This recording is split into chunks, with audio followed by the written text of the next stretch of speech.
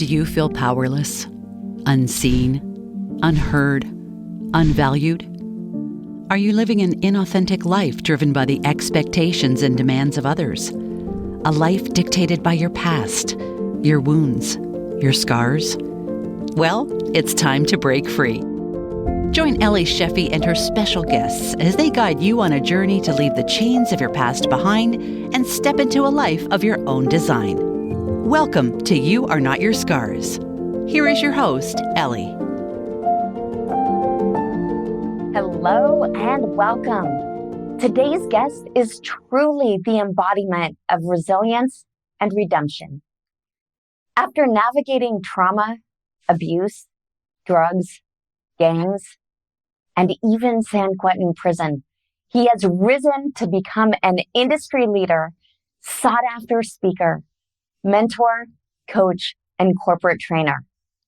He studied behavioral psychology at Stanford University, is a certified mental health training and intervention coach, and is the author of the book, Heal the Boy and the Man Will Appear. This man is truly an inspiration. Please welcome Raul Lopez. Welcome, Raul. It is so great to have you here. Thank you. That was a wonderful introduction. I appreciate it. I'm excited to be here. Well, you have certainly been through it. You have certainly overcome a tremendous amount of challenges in your life. And to be where you are now, to be such an inspiration, to be a voice of empowerment and possibility and opportunity. It's really, really amazing.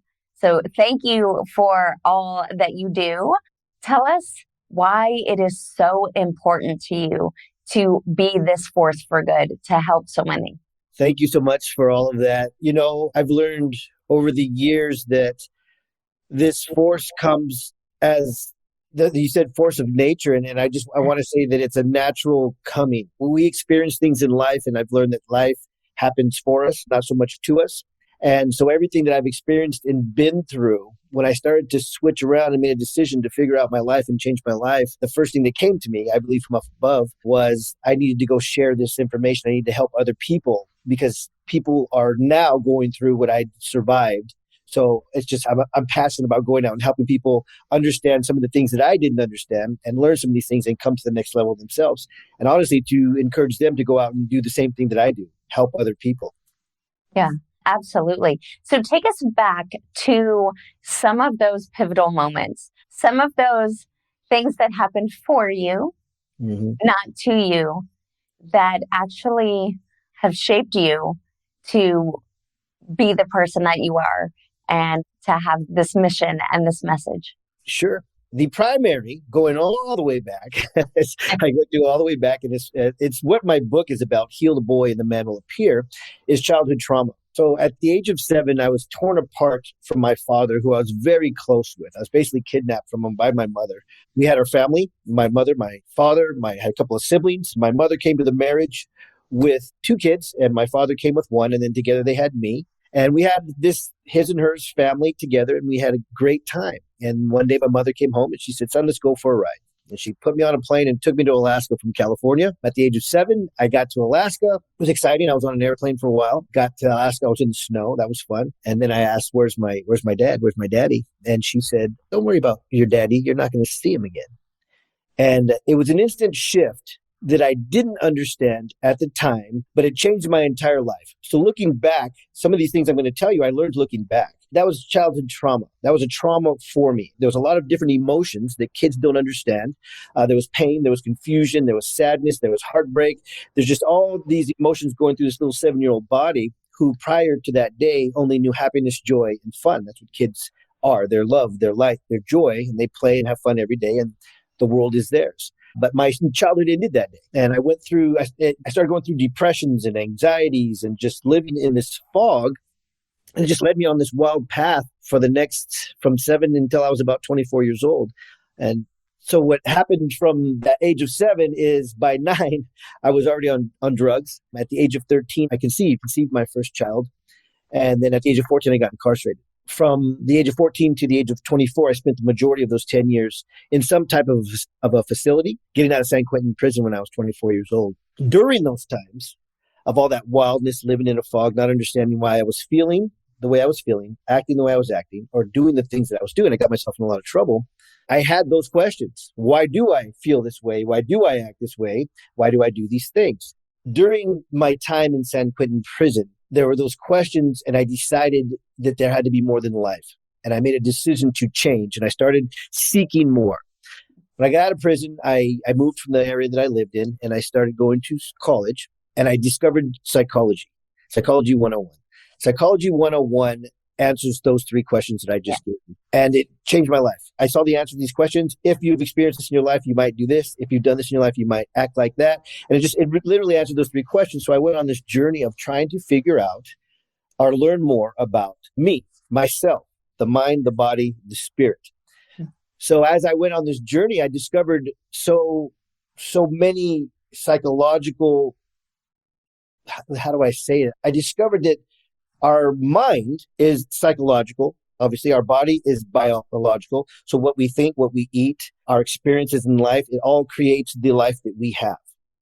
When I discovered those things, like I had said earlier, the first thing I needed to do, I felt I needed to do, was to go back and help kids that were incarcerated, because I didn't want them to end up where I had ended up. So ever since then, I've been on this journey of just helping people understand some of the things that I've learned. And the hardcore passion that I have is a God-given burden, I call it. And that burden is to help parents now with some of the stuff that I'm teaching, because the parents most adults don't understand the stuff that I'm talking about. So if I can teach the parents, they'll automatically teach their kids, and it'll be a generational change. Yeah, absolutely. I want to circle back a little bit to heal the boy and the man will appear. Yes. Wow. Not only is that a profound book title, but wow. I think so many mental health programs, so many coaching programs, so many empowerment programs focus on women. Mm-hmm. And I think one of the things that resonates so strongly with your message and with what you do is how many other little boys out there have had trauma that didn't recognize it as trauma, or how many other little boys out there are in single parent households, and they don't understand why they're doing what they're doing. They don't understand the thoughts that they're having, or the emotions that they're having, or the biochemical responses that are happening in their body. And then carrying the confusion, carrying the trauma, carrying the paradigms and the beliefs and the limiting beliefs with them throughout life. So I absolutely love that you are providing this powerful space for discovery, a powerful space for healing, a powerful space for reflection and growth, not only with males in particular, not only with youth, but also with their parents. I love that you're cultivating these communities to really help boys and men understand, because as much as we women want to help, I don't know what it's like to be a little boy who was taken from his father. I don't know what that feels like. I don't know what it feels like to have all of the conflicting thoughts and feelings and emotions and beliefs with the male physiology and the male biochemistry. So thank you so much for the spotlight that you put on that and the communities that you build. And then, of course, now the book that you've written on it, so profound. Thank you. The title of the book, Heal the Boy and the Man Will Appear, is actually a personal experience that I've had. The subtitle is Learn the Importance of Understanding and Expressing Your Emotions, because I also learned over the years that the majority of the trouble that I got into really was out of rage. I carried this rage within me, and I lived in this fog. And when I learned that energy is emotion, energy in motion, then I realized and learned that all energy has to be expressed. It has to expand. right? And the example I always give people is if you're watching your favorite sports team, football, whatever it is, and the team scores, you'll naturally celebrate. Oh, yay. And you'll jump up and down. It's almost impossible if you have a favorite team or a favorite singer or whatever you're watching and they're doing really well to just sit there and just stare at them because it's an energy, right? Joy, happiness, excitement. It's an energy. But so is anger. So is sadness. These are also energies. And they're dark energies. But what we do, sadly, so many of us, is when somebody makes us angry or does something wrong to us or something happens, we hold it in. And if energy has to be expressed and you hold it in, you're going to build it up. It will build up. And at some point, that's where it explodes. And that's where the rage comes from. Do you ever see people that are just quick to anger? Really fast to anger? It's because they're carrying so much inside of them and they don't express that energy. The emotions they're carrying. And those were a lot of the challenges that I had. So just even that often will help a child, like express your emotions. If we teach the adults this and the adults teach their kids, like, tell me, how are you feeling? What is happening? Oddly enough, funny enough, amazingly enough, I learned how to express my emotions in my late 20s, not until I was in my late 20s. And I learned from my daughter's daycare. I watched them have her explain why she was crying and why she was upset. And I was watching this and I was like, I don't even know how to do that. Yeah. But I saw her go from crying and upset to answering their questions and expressing why she felt the way she did and then being completely calm. Yeah. And I was like, wow, we can all do that. Instead of just being angry and mad and exploding, if we know how to express our emotions, the other side, or the subtitle to my book, it's powerful for us and it's a powerful lesson to teach others. Absolutely.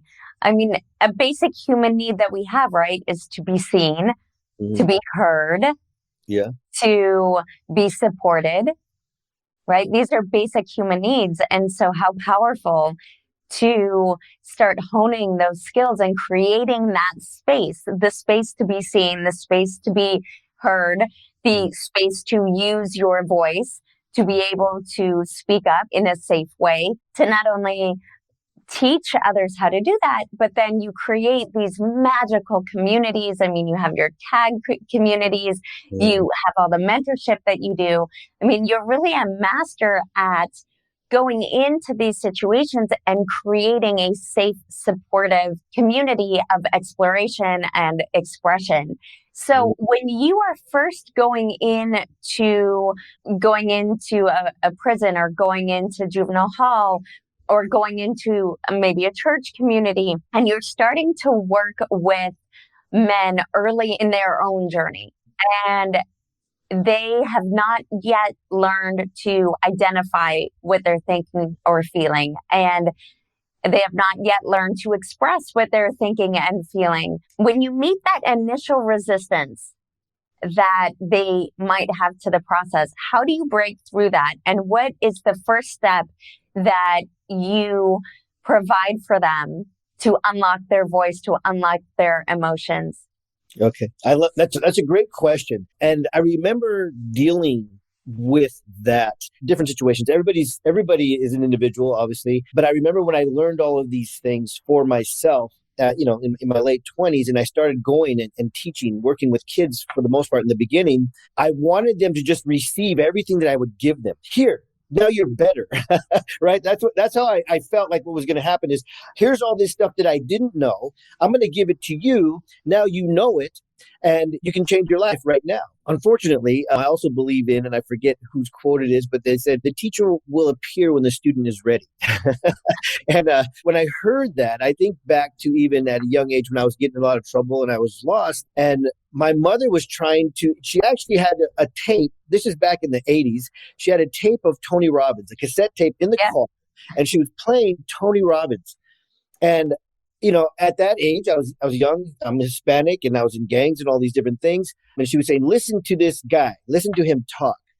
And I listened for half a minute, if that. And then I saw the cassette tape and I looked at the picture of Tony Robbins. And if you see Tony Robbins in 1984, to me, he was this really weird looking guy, a skinny, big head guy, and his hair was weird to me. And I just said, I don't want to hear this guy. And I threw the cassette away. I didn't listen. It was hers. I just threw it down. I didn't pay attention at all. Years later, many, many, many years later, I'm listening to Tony Robbins and I'm like, oh my God, this guy is amazing. Like, I call my mom and I go, have you ever heard of Tony Robbins? And she's like, what are you talking about? I said, have you ever heard of Tony Robbins? This guy's amazing. And she was like, I told you about that guy way back. I was trying to let you know that he can help you and this and that. And I was like, oh, wow. So the whole, the teacher, the teacher will appear when the student is ready. I believe 100%. Now, going back to your question with these kids, I give them everything that I have. And some of it would fly right over their head because they weren't ready to receive it or they didn't understand it. Some of them would listen and understand. And a lot of them would take what I had and then they'd get out of juvenile hall because a lot of these kids I would work with for 6-8 months while they were incarcerated. And then they'd get out of juvenile hall and I think everything was going to be great. And then they'd come right back. Yeah. And over the years, what I learned is I can help them and be in their environment while they were incarcerated. But when they left, they'd go right back to the environment that got them there in the first place. Yeah. Right. So I decided and understood that all I can do is plant seeds in these kids. I can give them this information that'll make them think, hopefully, about the stuff that we talked about. And they can see that, this guy who has been through where they're at now cares for them. So somebody cares for them. I'm giving them some core information that's a seed for them. And I think, most of the time I go, you know what? I don't even care if these guys remember my name. And I work with girls in juvenile hall too. I don't care if they remember my name. All I want them to be able to do is go, you know what? Years ago, some guy told me this, and then let that seed start to grow, right? Because honestly, I always say it's a God-given thing. I take my wisdom from my experience that happened for me and I pass it on. It's not about me or my name, but it's more about that seed that's planted. And I remember myself. That's why I can imagine that in these kids. I remember myself going, I remember one time this guy told me this. I don't know who it was, but that really helped me. And that's my goal is to just plant these seeds because we're all on our own path, right? Of where we're supposed to be. And some of these kids I can help just like that. And some of them it's going to take a few years, but I think they'll get there. Yeah, absolutely. Seeing them, to your point, it's showing them that somebody cares because maybe you're the only person in their entire life up until that point that has shown up consistently, that is there for them, that creates a safe space, that hears them and sees them, that is not there to judge them or, tell them they're worthless or anything like that. But instead, you're there to plant these seeds, to cultivate possibility. Yeah, absolutely. To cultivate awareness of what if. Yeah. Yeah. What if you could have a different life? What if you could have a different experience of life by dealing with your awareness and your emotions and all the things? What if you could make a different choice? I mean, you've referenced a couple of times in our time together that you made a decision. You decided. And Tony Robbins likes to say it is in the moments of decision that our destiny is shaped. Exactly. Yep. I agree. It's so powerful to be able to make that decision. But having better information, having better awareness, having these seeds that have been planted, that when they start to sprout, allow you to make different decisions. Absolutely. And decision is actually, as you know, a common word, but it's a powerful word because, like Tony Robbins says, in the moment of decision, that's a powerful sentence because a decision, I've learned this, and a decision is never thought about again. If you make a decision to do something and then you go do it, then you made that decision. If someone decides to go on a diet, many times I've gone on diets, and I say, I've decided I'm going to go on a diet and I'm not going to eat cake. And then there's a cake sitting in front of me and I'm trying to decide again if I want to eat that cake or not. And then maybe I eat it. I didn't make a true decision. A true decision is in your core. It's in your heart and there's no stopping. And I remember looking back, not even realizing I made a decision, right? I talk about how I look back and could see, right? I always talk about how you can look back and connect the dots. It's very hard to look forward and go, what's next? What do I do now? What's going to happen then? It's impossible. You got to look back and go, oh, I see why that happened. Oh, I see where I learned that from. So I always say that looking back, we figure things out. And so when I look back at the decision I made, I don't consciously remember going, I'm going to decide to change my life. I just remember going, there has to be more, and I'm not going to live like this anymore. So the decision I made subconsciously was, I got to go figure this out because there's no one around here that's going to help me except for me. And I went after it. So that's what the meaning of a decision is. It's a powerful word. Absolutely. Once you decide, when you truly make that decision, it's a commitment. You are committing. There's no other option. You are burning the boats. You are burning the bridges. Yeah. You have decided, and that is the way it will be. You are now on that new path, or have taken that new action. And I think so many people are afraid to make a decision. Mm-hmm. They're afraid to make that commitment to themselves, commitment to others. So step one, is always that awareness. Step two is going to be decide. Step three is commit. Step four is going to be take action. Yes. And it's so powerful because these are the steps that in all the twists and turns of your journey and all the experiences that you've had, it boils down to those four things. Yeah. You were aware, you made a decision, you made a commitment, and you took action. 100% on that. Absolutely. And those are powerful, and those are all very difficult things to do. I mean, anybody who's watching this, understand that those four things are not easy, but they are possible, right? And this is almost a cliche, but it's so true when people say, and I say it, if I could do it, you can do it. I hear people say that, when I was younger, I would hear people say that and I go, everybody says that. And then I find myself saying it, and it's true. I mean, you mentioned my background. I've been through, I've just the life that I've lived is a wild life. Statistically, I'm dead or in prison right now, right? So when I say if I can do it, so can you, then that's 100,000% a fact that if I can do it, so can you. And it takes making that decision and taking action too. Those things you talked about. And the commitment is powerful because looking back too, I remember in order for me to get out of the lifestyle that I had to move away from the environment that I was in. I mentioned that with the kids, they go right back in the environment. Whatever it was, and I always say it came from above, I had the intuition to go, I got to get out of here. I can't live here. I moved 200 miles away from where I lived, right? And I was forced to go to school by my parole officer, but it was a wonderful thing. So I ended up in college. And I just step by step, I just kept going. I kept taking the action. I had a commitment.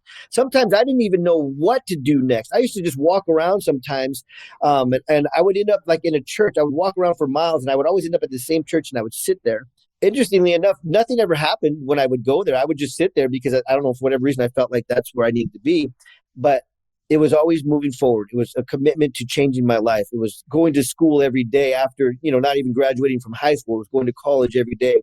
It was doing things I'd never done and just continuing to do that and feel uncomfortable doing it and waiting for an outcome. And, the outcome will come if you decide that things will change. They will change. Absolutely. You don't have to know the path. Yeah. So many people say, well, I will take action when I know what to do. Yeah. I will take action when I know the path. I will take action when. But action begets action, and action begets clarity, right? You take one step and then another, and then another, and then another. I mean, we're on this journey called life. It is a progression, and we're going to keep progressing until we're 6 feet under, right? So it's a journey of progress. The magic is in the moments of the journey. The growth is in the moments and the experiences and the relationships of the journey. You mentioned, taking uncomfortable action. Yeah.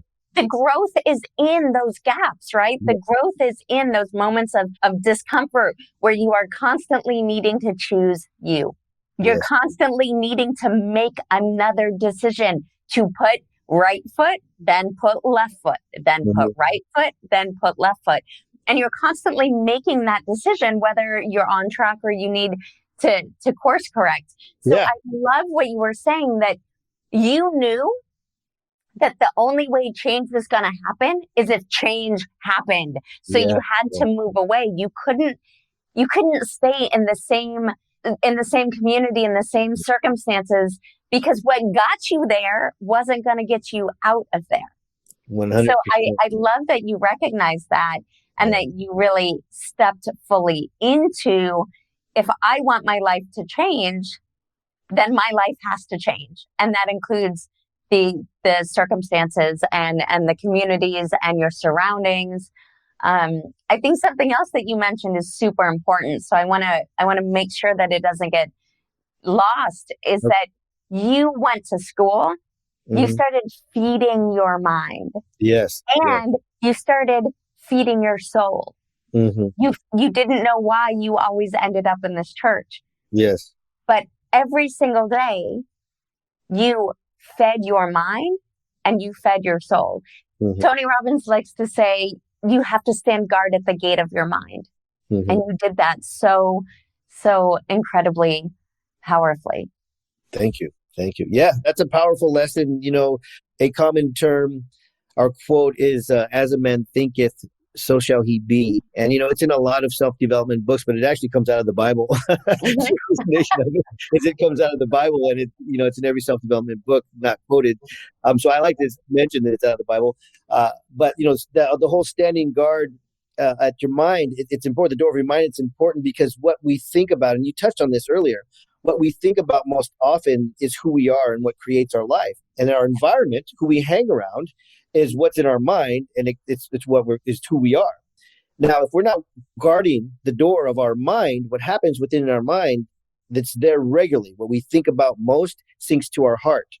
And what's in our heart is who we are, is who we become. We don't have to stay that way, but we can change. But it is who we become. So when we pay very close attention to what we're thinking about, and we learn that we can control our thoughts and that we can calm our mind and choose what we want to think about and choose the life we want, that will sink into your heart, and then it'll automatically come, because that's who you will become.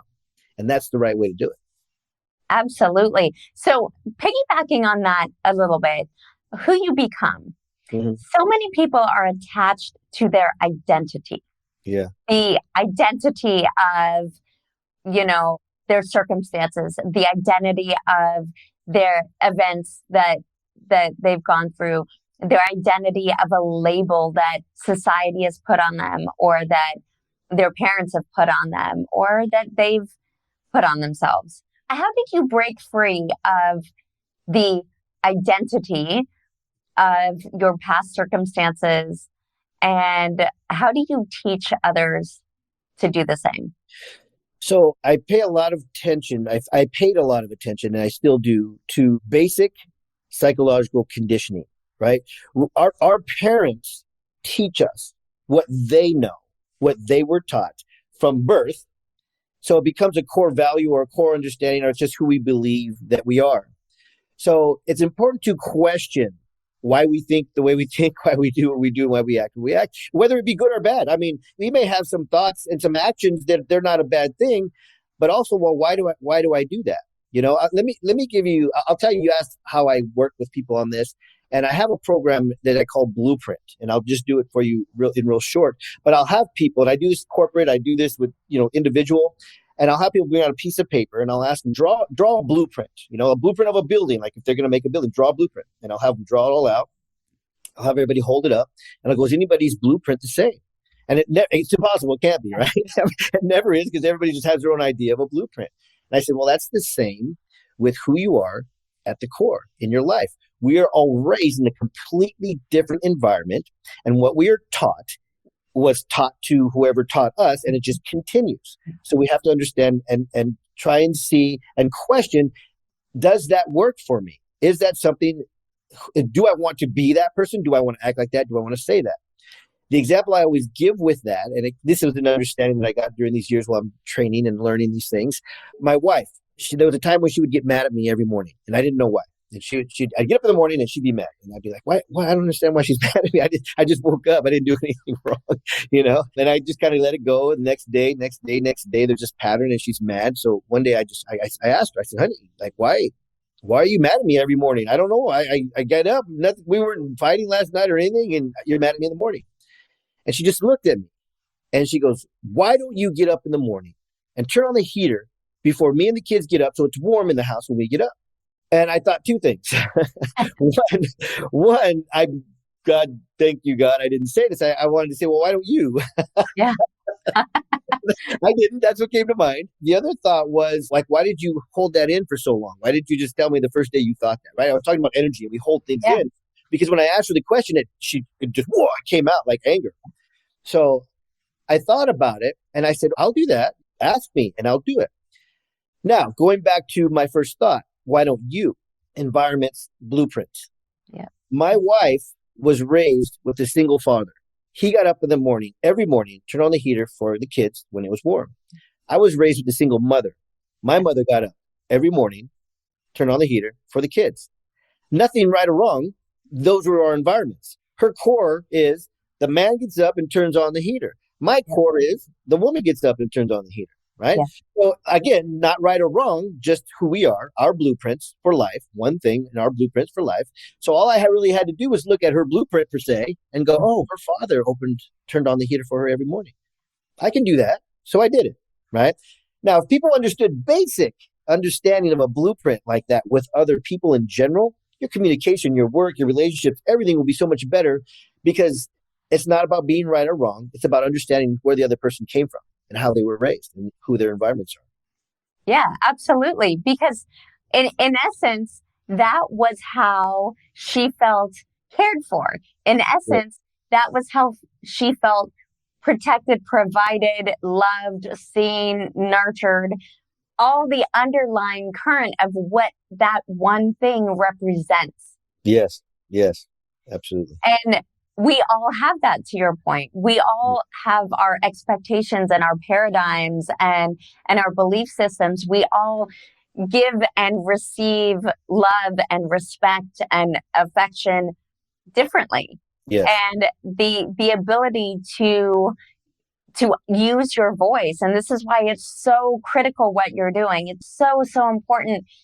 All the work that you do to help people find their voice and use their voice to ask for what they need, to share their stories, Yes. to question their paradigms and their programming. Because to your point earlier, it's not that it's bad or good. It's just a matter of questioning, does this still serve me? Is this something that I choose? Yeah. No, I love that. It's just something that I choose. Yeah. Yeah. Is this something that I choose? And then from that place, you can again make a decision. Yeah. Is this something that I choose? Does this continue to serve me? Mhm. Is this who I choose to be right now in this stage of my journey? Yeah. Is this empowering me to get to the next level of my journey or the next goal that I have? Mhm. And then being able to use your voice to make the decision, to take the action, to seek the communities or the help that you need, to seek the mentorship or the coaching that you need in order to really be able to become the architect of a life that you love, right? A conscious life where you are creating the experience that you want now, not the experience that you had as a child, not the experience that you had going through other events and circumstances, but it's this magical thing that we get to decide in each and every moment. That's so powerful. I love it. You mentioned paradigm a couple of times, and what you're talking about is so often we're stuck in these paradigms, and they can be good or bad, but often we're stuck in the paradigm of who we were taught to be, right? I always say, remember who you were before society told you who to be. Exactly. we're basically taught who to be. But the thing I learned about paradigms also is the worst thing about them is that we don't know that we're in them. Yep. We're in this paradigm. We don't know that we're in it. And we just think that's the way life is. So often people tell me that when I'm working with them, coaching with them, they go, it's just the way I am. And I just go, oh, no, it's not. It's not who you are right now, today. But that's not who you have to be. That's not who you are, especially if you don't like it. Absolutely. So tell us a little bit about your whole TAG program, your TAG series. Tell us what TAG stands for, because I think this is just incredible. And I really love the work that you're doing. And so I would love to shed some light on it. Okay. Thank you for asking. TAG stands for transparency, acceptance, and growth. Transparency, acceptance equals growth. I learned that, and it all falls into what we're discussing, this whole discussion.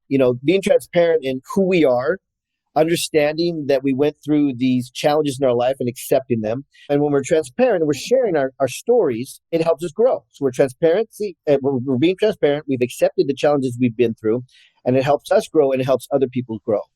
When I started to share my story, and I would see the light go on people's eyes and they go, oh, I'm not the only one. I'm not the only one who's been through that. Somebody else feels that way. Somebody else acts that way. Somebody else does these things like I do. It was healing for me because I thought the same thing. I go, wow, this person has the same life basically that I have, you know? So being transparent, accepting who we are and getting out there and sharing our story helps us all grow. That's what I love so much about tagging. That's why I'm really passionate about helping people share their personal stories, because it's healing for us as individuals to get out there and share also. I think because it's a God-given burden, a welcomed burden, and then we're giving it to others and we see their lights go on. We see some shifts in their lives and their perspective. We see their paradigms open up a little bit so they can go into a new one.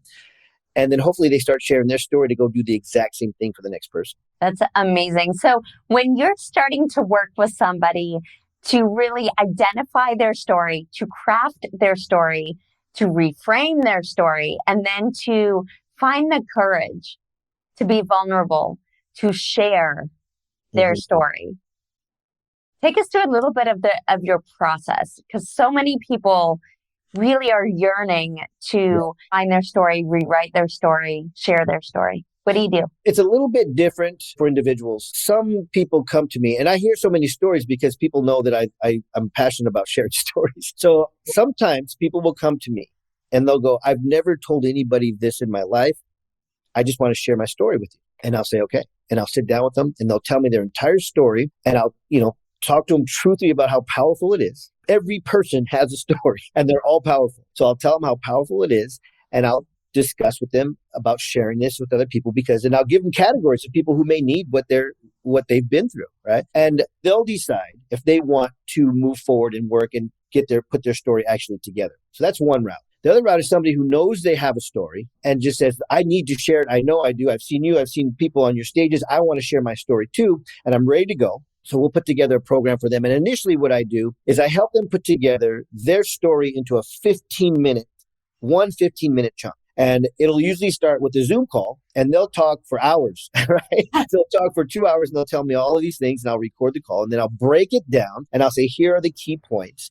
Here is how you make an impactful talk about who you are and what you experienced, in 15 minutes. And those talks always need to be, here's the challenge that I've had. Here's where I made a decision to change. And these are the tools I use now to maintain and to grow. That way, we're always giving the audience tools that they can take home and that they can use to change their lives. So that's the primary. Now, from there, a lot of people say, okay, I love this. I'm sharing my story now. Thank you. And they go off and they share their story. And I love that. Other people go, I want to do what you do. I want to do this for a living. I want to share, my story on stages and in books. And I want to be able to get paid for it. And I go, okay, that's good. Because initially when we all start sharing our story, what from my experience, me too, is we just want to help people. We're not in it for the money. We just want to help people, right? But in order to help people, you got to have the finances in your pocket so that you can fly here and fly there and put on events and do all these things to be out there helping people, right? I've always encouraged people to take their story to the next level. And what I do from there is their 15-minute story, I help them expand it to 90 minutes, usually 90 minutes. And inside their story, we put chunks of tools and teaching that they have. And then I help them put together packages that they can offer for coaching and counseling.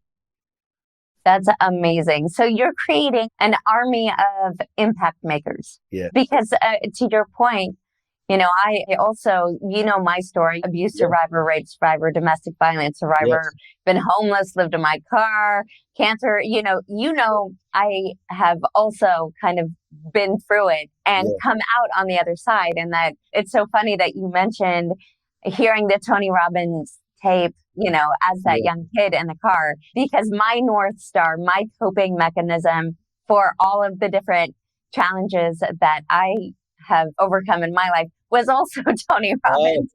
I was around 10 years old and we didn't have money for tape, but there was a late night infomercial. Oh, yeah. On the TV. And so I actually saw his infomercial and I remember life happens for you, not to you. And so, through everything that I've gone through, that has been my North Star. And like you, I know in my core It's not even a belief. It's a knowing in every cell in my body that every single person has a story to tell. Yes. That your voice matters, your story matters, that you matter, and your experiences matter, that you are this amazing, unique, individual, divine being having a personal experience. And I'm a firm believer that someone in the world is waiting for you to show up as you. Yes. Someone in the world is waiting for you to share that message, that experience, that thing that only you can. And so I love that you really actually work with people to pull that out of them. Yes. To cultivate it and then equip them to be able to use their message, use their story as not only a vehicle for good, but as a revenue stream. Yeah. Because to your point, money is just an amplifier, right? It's a tool that you can use to amplify the good that you do in the world. And when you look at it as a resource, as a resource that you can use to scale your impact and to do more good, then I love that you're actually helping people to put together their story in a way that they can monetize. And I love that you do that not only in a speaking format, but also in a written format. So you do some books that also allow people to share their story. Tell us a little bit about that. Okay, yeah, I have a couple of co-authoring books that I have put out, that are based on the Tag Talks forum. So sometimes people that are looking to get into this industry and understand that monetizing it is important, and it does help. It's a tool, like you mentioned, it helps us get out there. You kind of need to be, or they all go together, right? If you're coaching, you should have a book. And if you have a book and you're coaching, you should be on stage. If you're on stage, you should be a coach, right? So it all goes together. It's one industry. So a lot of times people want to get their message and put them on stage, and then they'll also have a book, just like a calling card nowadays. So if you can't make it to an event, or for whatever reason you love to read, a lot of people enjoy reading, then a lot of the speakers that get on our stages, they also go into our books, and then you could just buy their Kindle, you could buy it on Amazon, you can buy the books, and you can read their stories also. Amazing. I love all of the platforms to share your story and to get that message out into the world. So we've talked a lot about the importance of your story. We've talked a lot about that it is in the moments of decision that your destiny is shaped, and the power of deciding. Yes. Talk us through some of the most powerful practices or tools or strategies that you have implemented to be able to create and maintain that resilient mind, that determined mind, that mind that takes action. Okay. The number one thing that I do every day, every single day, is, I call it purposeful thinking. I choose my thoughts. Years ago, actually, a pastor taught me this. A pastor grabbed me. He could just see that I was just frustrated and I had all this rage, all this stuff inside of me. And he grabbed me and he started to hug me. I think he knew that at that time, years ago, I wasn't used to being hugged, right? I was really uncomfortable. I had this, just lostness about me. And I remember he would grab me and he would hug me. And he'd tell me, keep coming back, right? So keep doing what you're doing to grow, like we talked about. And then he said, learn to quiet your mind. That's what he said that shifted me. He goes, learn to quiet your mind and soak in prayer. And what that has developed for me is, it took me 2 years to actually understand that my mind running like this, I have the control. And I tried to calm down and calm my mind, just like he said, and soak in prayer, which to me is meditation. I always say, when we're praying, we're talking to God. When we're meditating, we're listening. So say that one more time. I want to make sure that the audience caught that, because that is a hugely powerful distinction. It's 100% true. When we're praying, we're talking to God. When we're meditating, we're listening. That's what came to be. And I think that's why the pastor told me, quiet your mind, learn to quiet your mind, because then I can hear from above. I can hear the lessons, the understandings, the things that I need to learn. Going back to the tool that I used to learn to quiet my mind, because it was very difficult. It's not easy. I mean, most people don't understand that you can control what you think all the time. There'll be thoughts that pop, but you can say stop, and you can control it.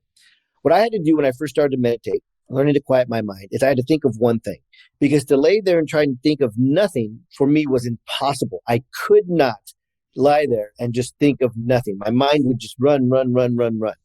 So what I started to do is think of one item, right? And it could be anything. It could be an orange. It could be an apple. Just think of one thing over and over. Orange, orange, orange, orange. And what happens is you start thinking about that one thing, and everything else that's going like this in your mind goes away. And you're just thinking about one thing.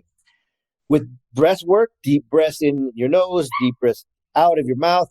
With breath work, your body will calm. You'll start thinking about the one thing, and then you will go into a quiet mind. And in that quiet mind is where you can choose your thoughts, right? You can say, I'm going to have a good day. You can say, I'm not angry. You can choose. I always say every day in every way, things are getting better and better. Every day, every way, things are getting better and better. Depending on your circumstance, you can talk and speak and think what you want to do. So, like I said, I do that every day. So as soon as I wake up, as soon as I'm conscious, before I even open my eyes, my mind will start to run. What did I not do yesterday that I should have? What do I need to do today? I instantly stop. I picture a red stop sign. Stop. What am I grateful for? What do I want? Yes. I start to choose my thoughts. The next thing I know, again, I do this every day. I can remember this morning I'm laying in bed. And the next thing I know, I'm laying there with a big smile on my face, just in this calm, peace state. And then I get out of bed in a calm, peace state. I do not pick up my phone. I do not pick up my phone for at least an hour. I get up, I drink a room temperature glass of water. If I have some lemon, I'll shoot some lemon in there. I'll drink it and I'll move. I'll walk around, right? Even if I do the dishes in the morning or I'll find something to do, I'll walk around in the morning for about half an hour or so. I started my day in this great gratefulness, happy, choosing my thoughts. I got some water. I'm walking around. My metabolism is moving, and it's the start of my day. It creates an amazing day. That's the main tool that I use on a daily basis. That's so powerful because you are designing your day. You're not just waking up and reacting, right? Which is essentially what happens if your eyes open and you grab your phone. Mm-hmm. You'll instantly see the million emails that have come in overnight, all the fires that you need to put out. And from that point, you're instantly in reaction mode. You're behind the eight ball and it feels overwhelming and it can snowball. So I love the fact your eyes open, you practice gratitude, you are intentional about directing your thoughts and directing your emotions. Because the amazing thing about gratitude is it's not only a thought, it's an emotion as well. Because when you think about what you're grateful for, there's a biochemical response that happens. So your physiology actually changes. So you feel grateful. It's amazing. And then I love the fact that you move into hydration. Our body is primarily water. And so hydrating is going to allow you to make better decisions. It's going to allow you to have more clarity. It's going to allow you to set your metabolism up for success. And then I love that you move into movement, right? Again, you're starting essentially activating your physiology. From that point, you are the master of your ship for the day.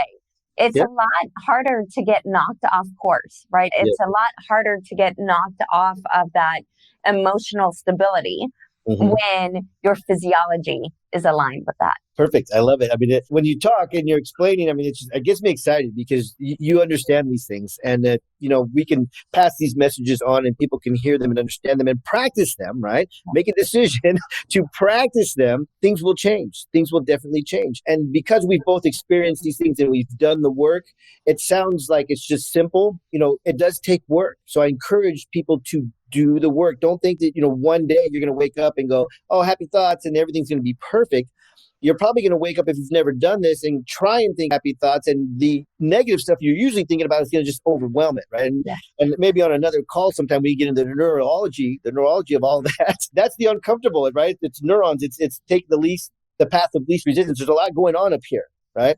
So when you try to change or when you are changing, you're going to feel uncomfortable a lot of times. You may not even know what's going on. You might go, I don't know what's going on, but I just feel weird. It's internal. Things are happening. Things are shifting. And that's the good part. When things start to shift and you're uncomfortable, that means you're changing.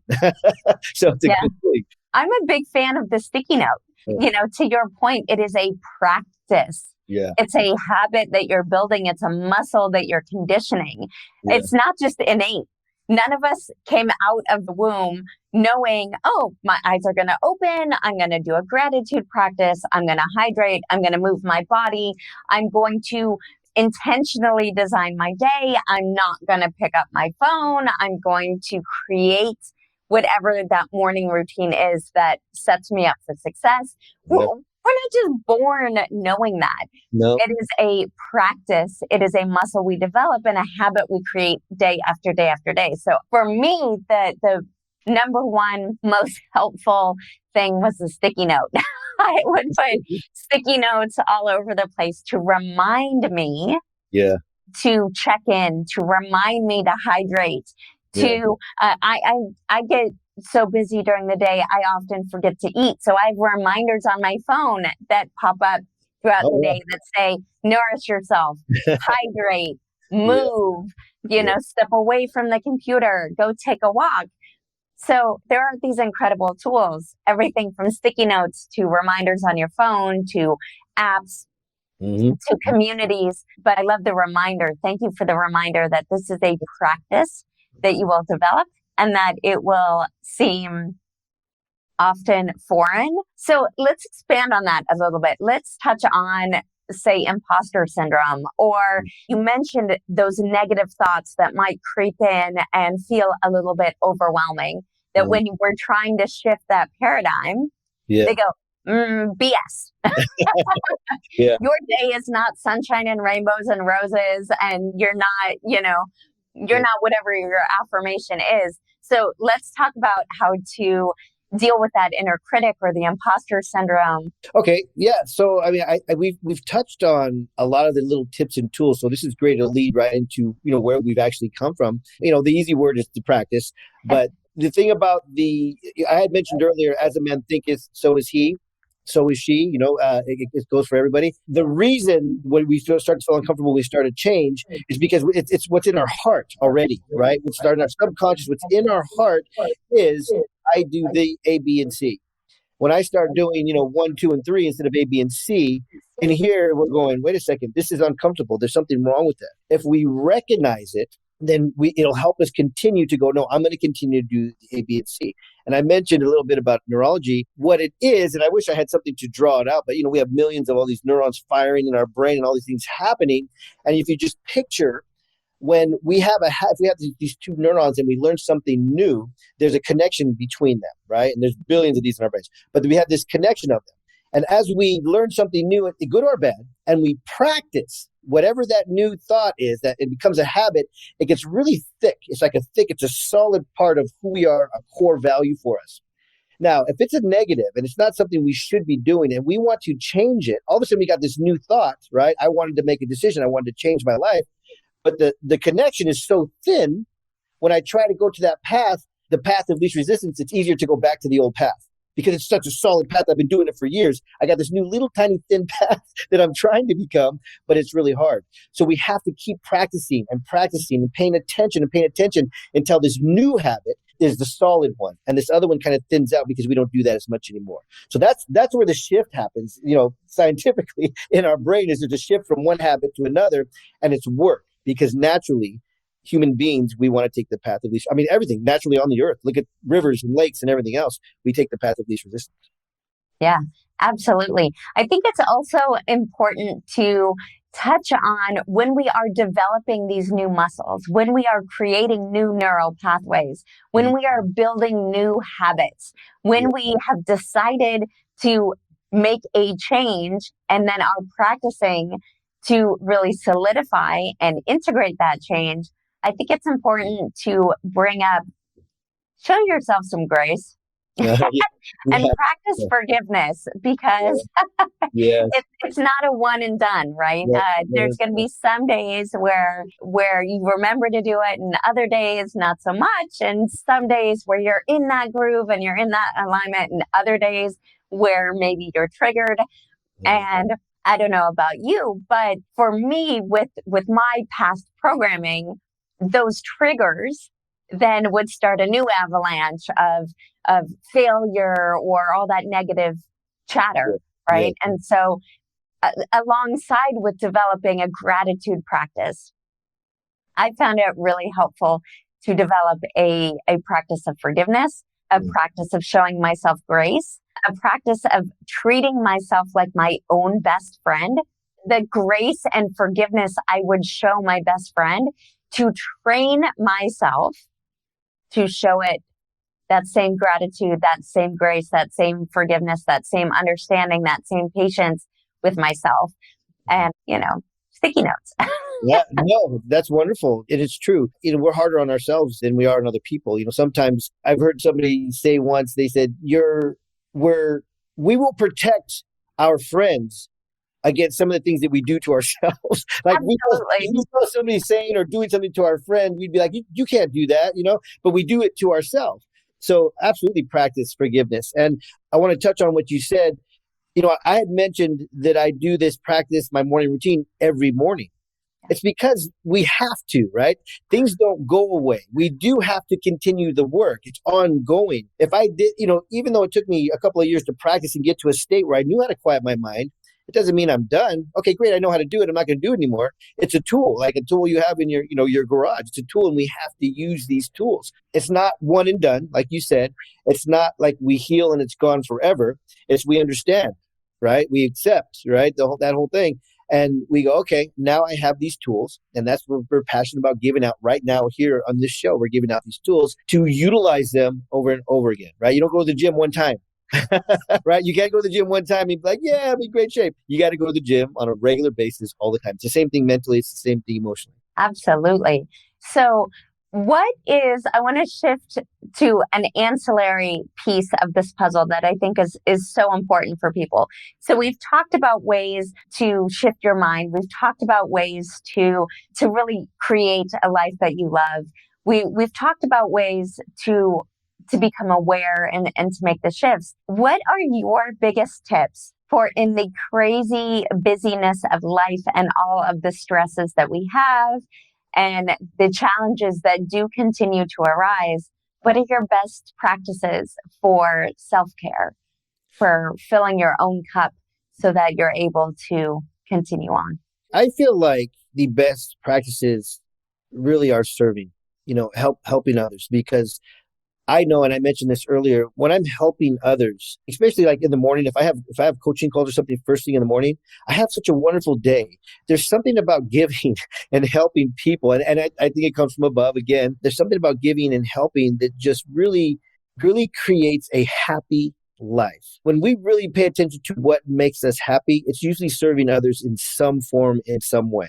Right? We always want to help. We want for people to feel better. We want other people to have fun and have great things. And you talked about us being, what about me though? We have to take care of ourselves too. We have to have self-care, self-love. I think self-love is helping others. And then it's given back to us, right? Spiritually, it's given back to us. So I really enjoy answering your question. I enjoy just helping others. And I think that helps me quite a bit. The morning routine I talked about is a tool. It helps a lot. I do know that sometimes, like, I do live in-person events. I'll be so busy with those events the 3 months prior to the event, I may not get up and do my morning routine. I may not have, one-on-one coaching calls with people ready or set up for those 90 days because I have so much going on. So if I start to fall during those times, I always make sure that I do have a coach, somebody to call that I can just say, hey, here's where I'm at, here's what's going on, and get some uplifting words. So as much as I like to give, I also hire the right people to come and help me and lift me when I need it. I have to recognize, right? We pay attention and we recognize when we start to fall. And we can fall. For many years, I would fall and I would stay in that just darkness for so long. And then as I started to use these tools that we're talking about, and I started to realize that people who have been where I'm at right now and are past it can help me get past it, then it started to shrink. Instead of being down in this darkness forever, I'm just down in this darkness shorter. Because as soon as I recognize it, I can reach out and I can get help. Absolutely. So it goes back also to the awareness, to building the community. I love that you said reach out for help. Yeah. Yeah. There's so many times where people can feel alone, particularly since the pandemic, particularly where there were long periods of isolation, long periods where, people were quarantining at home, that first 18 months in particular. Yes. And so, it's really no surprise the rise in prevalence of depression and the increasing suicide rates and all the different mental health struggles that have really been intensified by these long periods of isolation and feeling like you're alone. So I think it's really, really important, the point that you made, to surround yourself with the right people, right? If you don't have the money to hire a coach, that's okay. There's a lot of free communities. There's a lot of free resources out there, but find the communities that align with you and then reach out for help. At the first sign of a dip, reach out, ask for what you need. Know that you are never alone. I mean, we've spent so much of this time talking about the fact that you matter.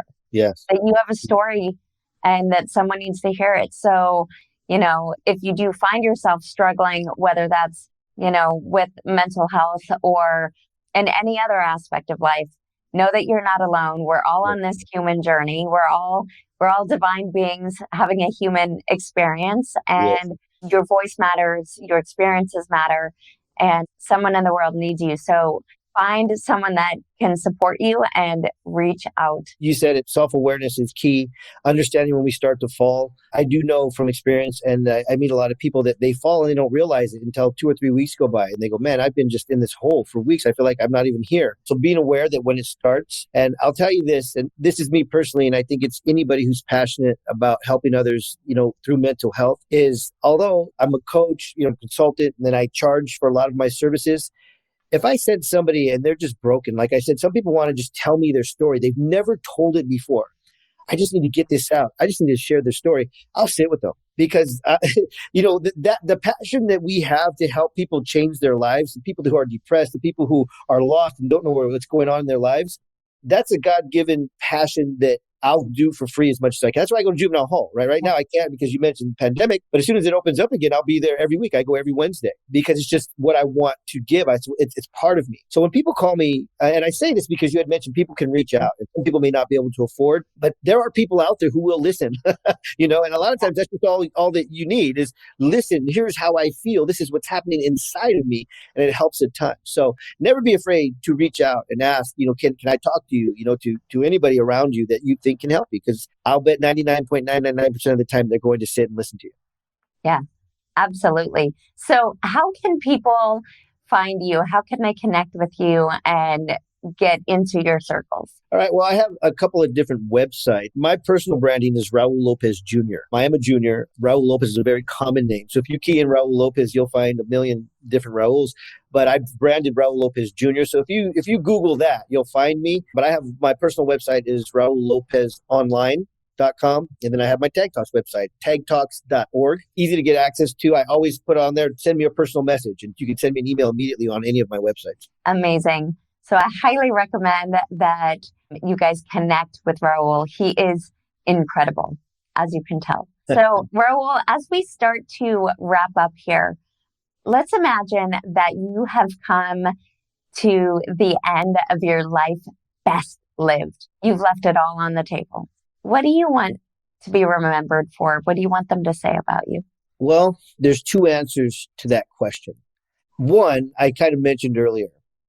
Even if they don't know my name, if they go, I remember this guy said, and it changes their life, and they take that and they teach other people and it changes their lives and on, I'm happy with that. If someone's going to mention my name and they go, that guy Raul, I was incarcerated and he came in, he sat with me and he helped me change my life. And today my kids don't even think about, they're not in a lifestyle where they'll ever go incarcerated. They're not lost. They understand their emotions. I've taught them to express it. That would be the ideal God-given place to be. Amazing. Yeah. And so it is. Yes. I know that countless parents will be having that thought.